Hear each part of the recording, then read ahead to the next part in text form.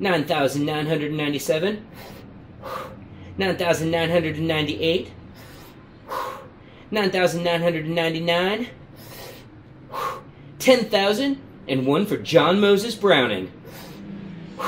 10,001. Oh hi, didn't see you there. Well, I'm glad you stopped by as I was finishing up my daily push-ups. Today we have a very important message about looking cool while you're shooting. So let me grab some recovery drink and we'll get started.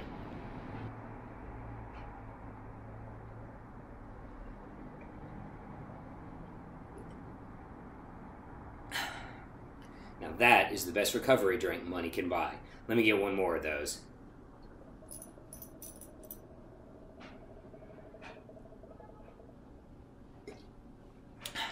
Yep, that certainly hit the spot. I'm Caleb Giddings from Gun Nuts Media, and today I want to talk to you about a very important topic. Now, previously, we've addressed how to look cool while you unload and show clear when you're shooting matches. What we haven't talked about, however, is the incredibly important topic of actually looking good. Let's be honest with ourselves for a second here. Most shooters are not going to win anything that actually matters. I include myself in that number. If you're B or A class or a master class IDPA shooter, the odds that you're going to win a tournament of any actual value are slim to none. But that's okay because, again, it doesn't really matter if you win or not as long as you look good while you're playing. Now, where does all that start? Well, it starts with your wardrobe. Now, we're not going to talk about pants and cleats or anything like that today because, let's be honest, we're all going to be wearing the same kind of pants. We're either going to be wearing cargo shorts or we're going to be wearing some kind of tactical pant. It's what everybody wears. It's the default uniform unless you wear a kilt, which, you know, makes you a weirdo. Shoes are the same thing. Everybody's wearing the same kind of shoes. You're either wearing some kind of athletic cleat or some Salomon trail runners that cost way more money than you should have paid for them. So what's the most important bit of self-expression we can get then? Well, it's this. It's the shirt. Okay, so let's talk about your shirt options, Mr. Non-Sponsored Shooter. What's option number one? Option number one is simple. Wear the shirt of the gun that you're shooting. No! Don't be that guy. That is just as bad as wearing the shirt of the band to the concert that you're going to. Do not do that. If you're shooting a Glock, do not wear a Glock t-shirt. I don't care who you are. I don't care what you're doing. Unless Glock is paying you money, do not wear the shirt of the gun that you're shooting. That is unacceptable. Alright, what's option number two? Well, option number two is an off-brand logoed t-shirt, like this Captain America shirt I'm wearing, or this fine Pac-Man shirt that says, "Don't hate the player." I think these shirts are hilarious. I'm also a douchebag. I bought these shirts at Target for $9 each. They're soft, they're comfortable, and again, they're not a firearms industry logo. Good choice? Probably. Option number two, shirts from Endo Tactical. Every day, no days off, like this Starbucks logo shirt. Endo Tactical shirts are great. Again, soft, comfortable, all cotton, very nice to wear. The designs are totally ripped off from other mainstream shirts, but nobody in the firearms industry is really clued into pop culture or fashion enough to notice that. So you can look like a cool guy and wear a gun-flavored t-shirt at the same time. Option number three, Chive t-shirts. Do you want your shirt to say, "I'm a 33-year-old man that likes to look at pictures of 20-year-old girls on the internet"? If so, then Chive shirts are the shirts for you.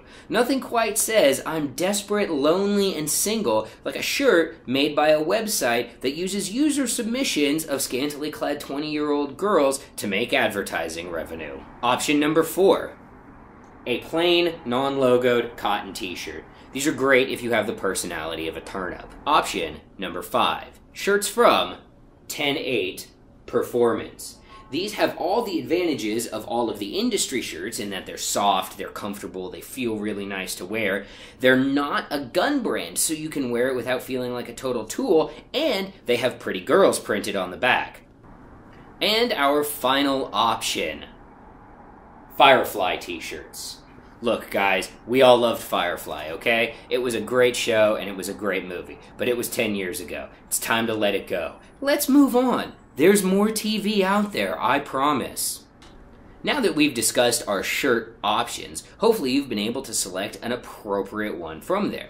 Now let's talk about the final aspect of your t-shirt selection, sizing. You see, sizing is very important. Why? Well, let's say that you're like me. You're in your mid-30s, you work out a lot, so the upper third of your body looks pretty good. The problem is you also like pizza and beer, so the area from here to about here maybe doesn't look as good as it did when you were 25. That's where the extra medium t-shirt comes in. Extra medium is a size somewhere in between small and medium, where it fits nice and tight through that part of your body that still looks good as you get into your 30s and 40s, but it's nice and loose through the part of your body that doesn't look so good anymore.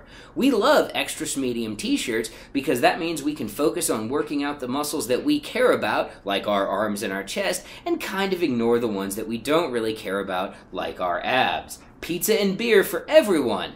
Plus, extra medium shirts are great if you carry in an appendix holster, because that extra room around the waist makes it a lot easier to hide a gun. Alright guys, hopefully you've been armed in your decisions to buy the perfect t-shirt to shoot your next match in. Remember, tight through the shoulders and chest, appropriately douchebaggy, and whatever you do, hide that beer gut. I'm Caleb Giddings, and thanks for watching.